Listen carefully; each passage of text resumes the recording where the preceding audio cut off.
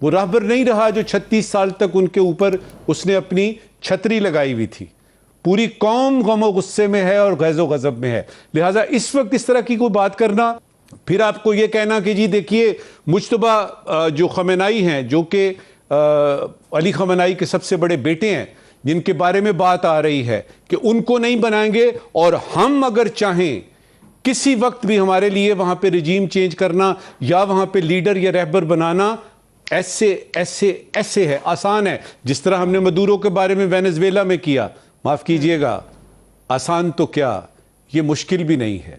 ये मुझे तो नामुमकिन नजर आ रहा है। वो इसलिए कि अभी तक जो ईरान ने रिस्पॉन्स दिया है, अभी तक के रिस्पॉन्स को कोई ऑब्जेक्टिव एनालिस्ट देखे तो उसको पता लगेगा कि ईरान ने कमान के साथ, यानी तीर के साथ उसने कमान भी झोंक दी है जंग में, ताकि हथियार फेंकने की जिल्लत से बच सके। ये सूरत हाल है। इसमें आप क्या बातें कर रहे हैं? ये सारी बातें खोखली बातें हैं। मैं ये कर सकता हूं, मैं वो आप जो कर सकते थे, इजराइल के लिए भी कह रहा हूं और प्रेसिडेंट ट्रंप के लिए भी, आप जो कर सकते थे वो आपने कर लिया। इससे ज्यादा क्या करेंगे? इससे ज्यादा क्या करेंगे? यूनाइटेड नेशन को छोड़ दीजिए, सिफारतकारी को छोड़ दीजिए, क्योंकि उसको आपने दरखौरे इतना ही नहीं समझा और सीधा सीधा सा अटैक किया। अब जंग है। अब इस जंग में जो तय होंगी टर्म्स एंड कंडीशंस, वो आप अकेले नहीं कर सकते। उसमें ईरान का होना जरूरी है और ईरान इस वक्त कंप्लीटली कमिटेड है इस जंग में। मेरे फिक्रे को गौर से सुने जी, कंप्लीटली कमिटेड है इस जंग में, क्योंकि वो बहुत आगे आ चुका है जवाब देने में। देखिए, गैर मशरूत यानी अनकंडीशनल का मतलब ये है कि वो अपना न्यूक्लियर प्रोग्राम, अपना मिसाइल प्रोग्राम और वहाँ की जो रजीम है वो चेंज कर दें। न्यूक्लियर प्रोग्राम को ज़मीन पे ला के IAEA से कहें, अमेरिका से कहें IAEA जी देख लीजिए ख़त्म, ये मिसाइल प्रोग्राम सारा ख़त्म, सारे मिसाइल तबाह कर दिए, ये देखिए जी ये पड़ा हुआ है और हमारी कोई कंडीशन नहीं है, हम किसी शर्त पे बात नहीं करते कि ये हो जाए तो फिर ये करेंगे। ये है अनकंडीशनल। ठीक है। जो सूरत हाल नज़र आ रही है पिछले 7-8 रोज़ में, ख़ासतौर पे राहबर की शहादत के बाद की, उसमें तो मुझे जो ईरान नज़र आ रहा है वो मुझे गमो गुस्से के अलावा गैज़ो गज़ब में भी नज़र आ रहा है। नोट कीजिए मैं क्या कह रहा हूँ। उनको दुख है, उनको तकलीफ़ है, लेकिन उसके साथ साथ वो थोड़ा सा गैज़ो गज़ब में भी हैं। तो गैर मशरूत तो दूर की बात है, आप तो इस वक्त कोई मशरूत सरेंडर भी नहीं करा सकते। पक्की बात है वो, इसलिए कि जो शवाहिद नज़र आ रहे हैं, जिस तरीके से ईरान ने रिटेलिएट किया है, ना सिर्फ इजराइल पे, अमेरिकन इंटरेस्ट पूरे इलाके में, जहां जहां तक उनके प्रोजेक्टाइल्स पहुंच सकते थे वहां उन्होंने पहुंचाए हैं, बगैर किसी यानी तकलीफ के, बगैर किसी खौफ के और तरदीद के। उन्होंने कहा कि ये लीजिए। आज उसके बारे में पता लगा है कि ये जो प्रेसिडेंट पोजीशन हैं, उन्होंने कहा कि जी अब हम पड़ोसी मुल्कों पे जो है वो हमला नहीं करना चाहते, अनलेस कि we are attacked, we are not going to attack any of the neighbouring Muslim brethren countries. अच्छा, अब ये तो बात हो गई आपकी कि आप किस बिरते पे कह रहे हैं कि गैर मशरूत कर दे। तो क्या ईरान को नहीं पता कि जब आप बात करते हैं तो थोड़ी देर बाद उसमें कुछ चेंज आ जाता है? मिसाल के तौर पे आप JCPOA करते हैं किसी एक हुकूमत के साथ, वाशिंगटन के साथ, तो प्रेसिडेंट ट्रंप आते हैं अपनी पहली टर्म में तो वो उसको बिल्कुल ही ख़त्म कर देते हैं। अभी दूसरी दफ़ा बात हो रही थी जिनीवा में, तो जो तय होने लगा था, ये हो रहा था, उस वक्त आप अटैक कर देते हैं। तो ईरान के पास क्या है? Let's say for a second, let us presume that Iran surrenders unconditionally. ठीक है। उसके बदले में क्या देंगे आप उनको? हाँ। और जो आप उनके बदले में उसको देंगे, क्या वो वाकई दे देंगे कि सिर्फ बात करेंगे, अपना मकसद पूरा कराएंगे? क्या ये ईरान को नहीं पता? ईरान को ना सिर्फ पता है, और यार अगर तालिबान को पता है अमेरिका का, तो ईरान को कम से कम थोड़ा सा क्रेडिट तो दें। वो दुनिया की पहली सुपर पावर थी। वो उस वक्त से लेके अब तक जो है उनकी 2-3 चीजें, उनकी खुददारी, उनकी हमीयत, उनका इज्जत और वो जो हुर्मत का कॉन्सेप्ट है, उनके जो नेशनहुड है, और आपके इस हमले ने पूरी नेशन एक कर दी है। इस सूरत में तो आप मशरूत भी बात नहीं कर सकते। लिहाजा असेसमेंट क्या हुई?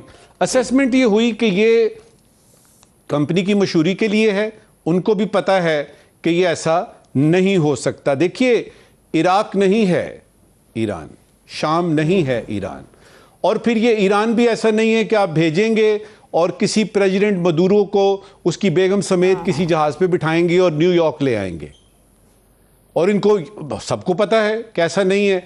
तो फिर क्या किया जाए? फिर ये किया जाता है कि आपका प्रोपेगेंडा बीच में आता है, झूठ बीच में आता है, थ्रेट्स बीच में आते हैं। थ्रेट्स वो जो जंग से पहले भी चलते हैं, थ्रेट्स वो जो जंग के दौरान भी चलते हैं कि अगर बगैर गोली चलाए, बगैर किसी किस्म के मिसाइल का अटैक किए, बगैर किसी टैंक को भेजे, बगैर किसी ग्राउंड, वो जो बूट ऑन ग्राउंड की बात है, उसके किए काम बन सकता है तो वो बना लिया जाए। ठीक है। और पिछली दफा जब हमला हुआ था उस वक्त उन्होंने मनवा ली थी बातें। याद रहे कि पिछली दफा जब हमला हुआ था तो उसमें अली खमनाई ने, जो कि इनके राहबर जो शहीद हो गए हैं, इन्होंने कुछ बातें की थी उस हमले से पहले। तो उसके बाद इन्होंने मान ली वो सारी बातें जो कि प्रेसिडेंट ट्रंप ने की, जो कि वॉशिंगटन चाहता था। अब सूरत हाल मुख्तलिफ है। वो राहबर नहीं रहा जो 36 साल तक उनके ऊपर उसने अपनी छतरी लगाई हुई थी। पूरी कौम गम गुस्से में है और गैज़ो गज़ब में है। लिहाजा इस वक्त इस तरह की कोई बात करना, फिर आपको यह कहना कि जी देखिए मुज्तबा जो खमेनाई हैं, जो कि अली खमनाई के सबसे बड़े बेटे हैं, जिनके बारे में बात आ रही है कि उनको नहीं बनाएंगे, और हम अगर चाहें किसी वक्त भी हमारे लिए वहां पे रिजीम चेंज करना या वहां पे लीडर या रहबर बनाना ऐसे ऐसे ऐसे है, आसान है। जिस तरह हमने मदुरो के बारे में वेनेजुएला में किया, माफ कीजिएगा, आसान तो क्या, ये मुश्किल भी नहीं है। ये मुझे तो नामुमकिन नजर आ रहा है। वो इसलिए कि अभी तक जो ईरान ने रिस्पॉन्स दिया है, अभी तक के रिस्पॉन्स को कोई ऑब्जेक्टिव एनालिस्ट देखे तो उसको पता लगेगा कि ईरान ने कमान के साथ, यानी तीर के साथ उसने कमान भी झोंक दी है जंग में, ताकि हथियार फेंकने की जिल्लत से बच सके। ये सूरत हाल है। इसमें आप क्या बातें कर रहे हैं? ये सारी बातें खोखली बातें हैं।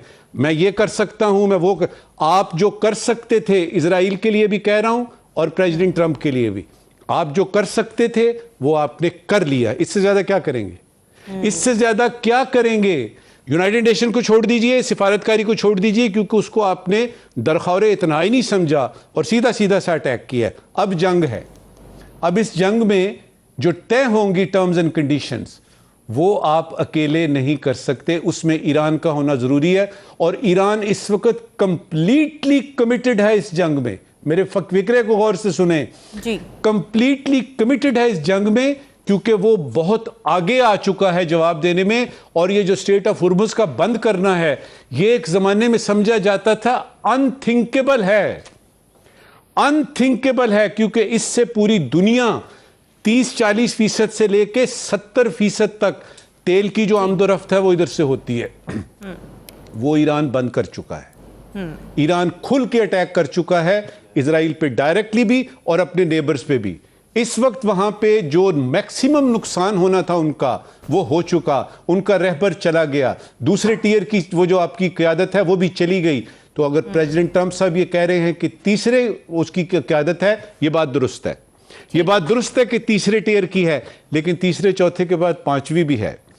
तो फाइनल बात ये करूंगा कि इस वक्त वॉशिंगटन या तल अवीव के हाथ में इस जंग को बंद करना नहीं है।